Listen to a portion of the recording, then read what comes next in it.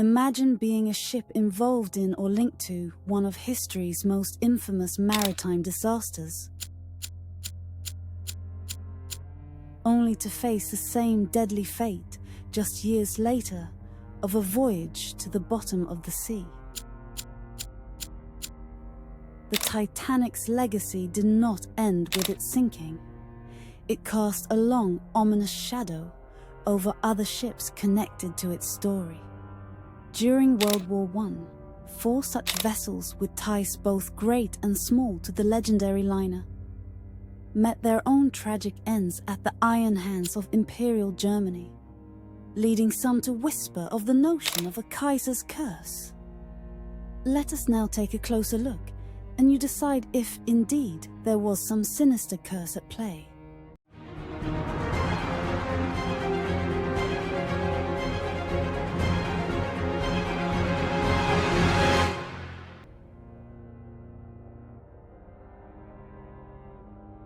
The Titanic's sinking in 1912 not only marked a monumental disaster, but also seemed to cast a shadow over other ships intertwined with its narrative.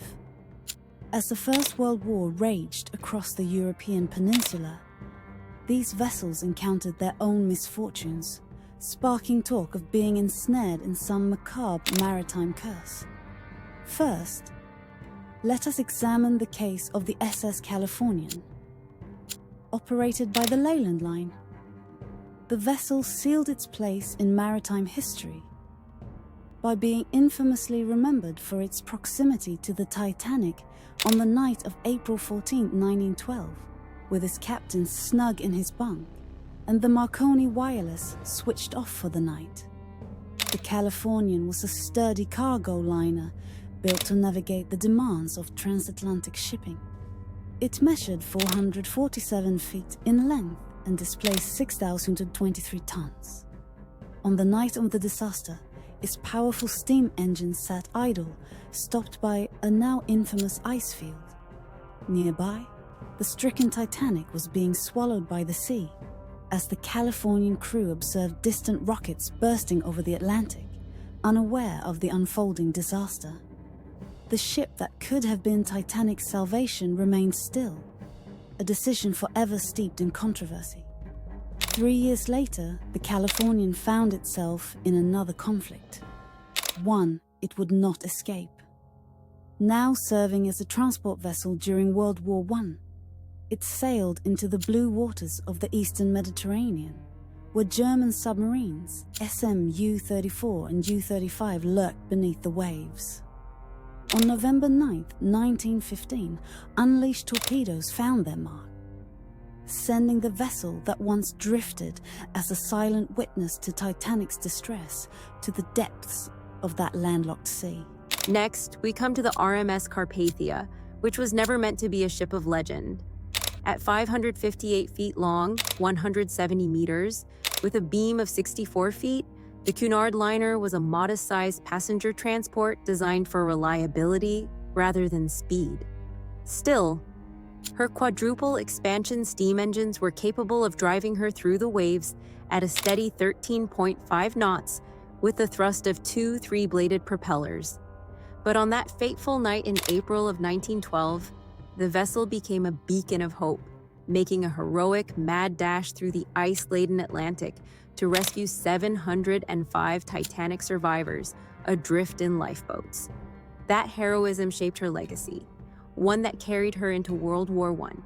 Repurposed for military transport, Carpathia braved the perilous waters between Liverpool and Boston, carrying troops and supplies across an ocean now teeming with German U-boats. On July 17, 1918, one of those hunters found its mark. 3 torpedoes from SMU-55 slammed into her hull off the southern coast of Ireland, where she was taking part in a convoy, killing 5 brave sailors. Though surviving, the crew fought to keep her afloat, but the damage was too great. As she had done for the shell-shocked survivors of the RMS Titanic years earlier, the favor was returned as the remaining passengers and crew were plucked from the water by the HMS Snowdrop. As for the Carpathia, the savior of so many, the ship that had once brought hope and salvation, could not escape its own unfortunate end and slip beneath the waves of the same ocean that had claimed the unsinkable Titanic. Now we come at last to the Britannic, sister ship to the legendary Titanic and Olympic. Larger, stronger, and designed with safety measures meant to correct Titanic's fatal flaws, the HMHS Britannic was White Star Line's grandest vessel, stretching an immense 882 feet and boasting a gross tonnage of 48,158, intended to revive transatlantic luxury lost when the Titanic plunged into the abyss.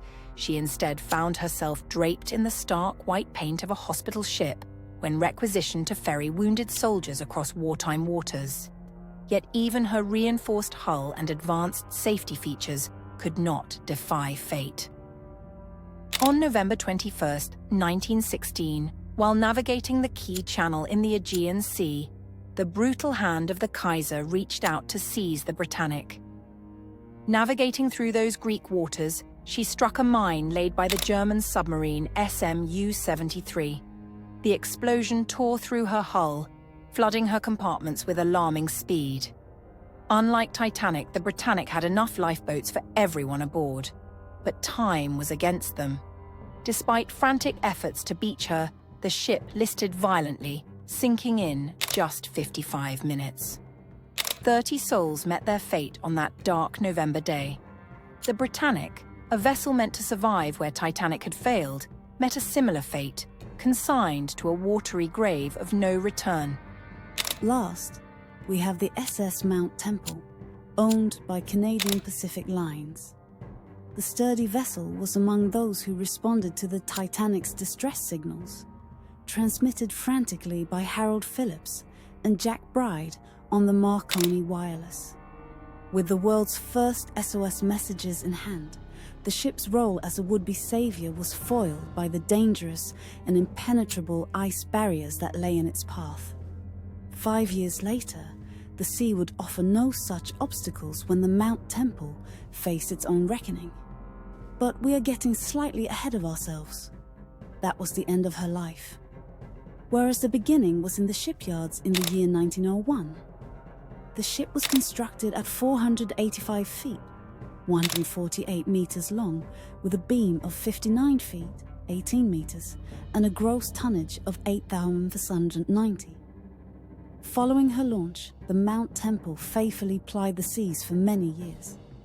That was until the Kaiser unleashed his imperial war machine as the Axis sought to control the European continent.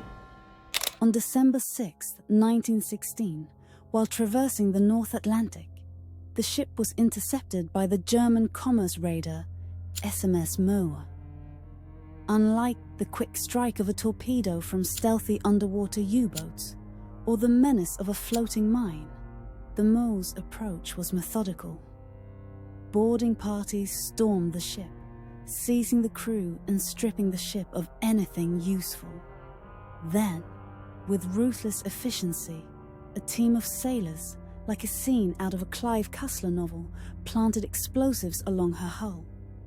A ship that once sought to aid Titanic's survivors was left to its own grim fate, vanishing beneath the surface as the thunder of the detonations rolled over the Atlantic waves. These ships, each connected to the Titanic, met their own tragic ends during the first of 2 world wars. However, while some may attribute these tragedies to a Kaiser's curse, they also reflect the perils faced by ships navigating hostile waters in a time of global conflict. Yes, wartime danger upon the waves is a reality known to any sailor who has ever donned the uniform of their country. It is a harsh and unforgiving truth that has carried across the ages of maritime history and will continue as long as naval warfare endures. So now, curse or no curse, we remember those heroic souls lost with these ships who share the melancholy epitaph, "The sea is my grave.